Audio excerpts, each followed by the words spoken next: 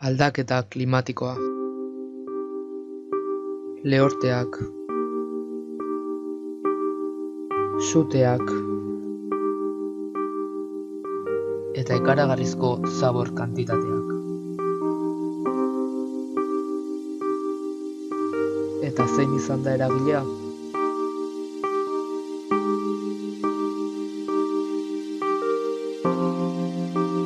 Besterik gabe gu gizakiak.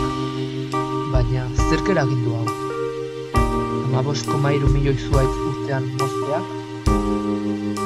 Ala gure ikaragarrizko kontaminazio kapazitatea?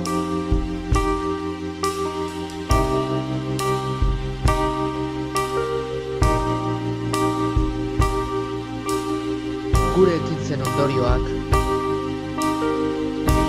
hemen daude.